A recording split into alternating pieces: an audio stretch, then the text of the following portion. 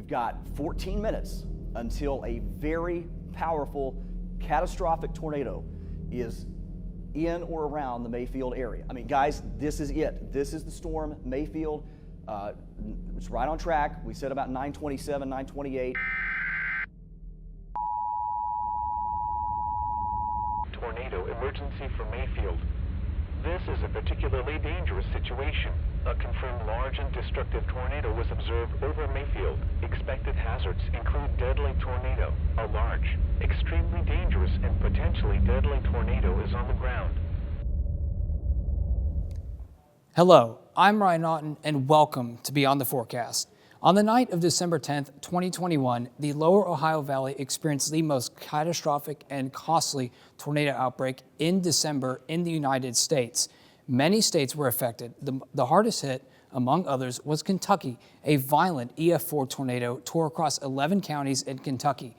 This tornado ended up traveling 165.7 miles across the state. In western Kentucky, the town of Mayfield, which had a population of roughly 10,000 in 2021, was directly impacted by the violent EF4 tornado during the night. Cambridge Shores, another community in western Kentucky, was also directly impacted by this same tornado. It has been 3 years since this catastrophic event. In this story, we will delve into the communities that were impacted and the progress the community has made to rebuild since that tragic night. We start in Graves County. In the heart of the county lies the town of Mayfield. The name Mayfield has become a synonymous name with this tornadic event, garnering the most media attention across the country. This town was practically leveled during the tornado, with the worst damage occurring to a candle factory, which was on the southwestern side of town. Taking a look at this factory today, there is nothing that resembles a candle factory. This is in part of the factory being completely leveled during the tornado and local authorities removing debris from the area. There is just a clean slate where the factory used to stand. Looking at the candle factory before it got destroyed, you can see that this factory was a big factory that housed 110 employees. The fact that this building got demolished to the degree that it did shows the raw power of this violent tornado that was bearing down on Mayfield. Taking an aerial look of Mayfield in the downtown area, you can even see the abundance of missing structures throughout the heart of downtown and the business district. But the town is rebuilding slowly, with structures being partially rebuilt or rebuilt. On July 9th, 2024, Kentucky Governor Andy Beshear announced that a $31.5 million grant will be granted to the city of Mayfield to help build the town. Before the tornado, all the town was intact, with a beautiful, bustling downtown and business district of the small town. Some buildings were being there, they were there for 100 years before being destroyed. Notice the amount of trees that are still there compared to the current state of Mayfield. Thousands of trees were uprooted by this tornado. Mayfield, a town of 10,000 residents, now stands in a time of peril, still rebuilding from the tornado that took so much from the community 3 years ago. Significant progress has been made in the outer areas of town, with almost all debris being removed from the city. Unfortunately, some homes are still being rebuilt, and the scars that are still there will last a lifetime for many of those who experienced this tornado. Moving on to Cambridge Shores in far eastern Marshall County, at 9:57 p.m., Cambridge Shores took a direct hit from the tornado. A beautiful lakefront area that housed many lakefront houses got utterly destroyed. The tornado produced EF4 damage here, including several homes with all walls collapsed, large sections of roofs torn off, and uprooted trees. One person unfortunately died here. Debris from the tornado was thrown thousands of feet into the air, some debris as high as 30,000 feet.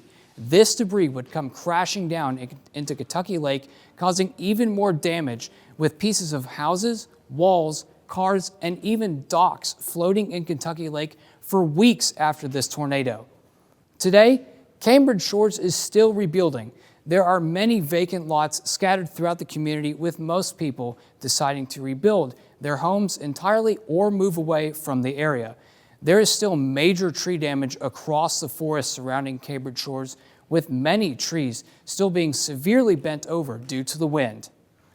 Taking a look throughout the community, you will immediately notice the amount of vacant lots scattered across the area.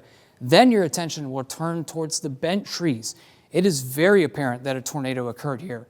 Most of the houses have been rebuilt or new houses are currently being built. There are numerous houses with losses of walls and some getting swept clean down to the foundation. Multiple houses were rated EF4 damage by a damage survey from the National Weather Service office in Paducah. Taking a look at the photographs from this damage survey, you can clearly see significant damage to many houses and the area, with many roofs and walls being torn off, with some houses being swept clean. Looking at Estates Drive today in 2025, this area has been rebuilt significantly, with houses being rebuilt or being repaired and debris being moved out of the area, albeit there are still some vacant lots from the houses that were demolished. Looking at an aerial view of Cambridge Shores, you can still see where the tornado went through because of the lack of trees. Comparing the drone footage of today to the right after the tornado is quite astonishing. On the right is the drone video right after the tornado, and on the left is Cambridge Shores in 2025. Even though it has been 3 years since this tornado, people are still struggling and hurting. If you are thinking about helping these victims recover, please scan the QR code on this screen. Your donation will greatly help people recover. During a tornado, it is absolutely necessary to know what to do if you are underneath a tornado warning. If you are at home, go to a basement or the lowest level of a building in the most interior room away from windows. Do not forget pets if time allows. If you are at school or a workplace, follow your standard tornado precaution safety and proceed to the nearest tornado shelter quickly. Stay away from windows and doors, especially large open areas like gymnasiums or auditoriums. Thank you everyone for tuning in to Beyond the Forecast. I'm Ryan Auten, and have a great rest of your day. Stay safe out there.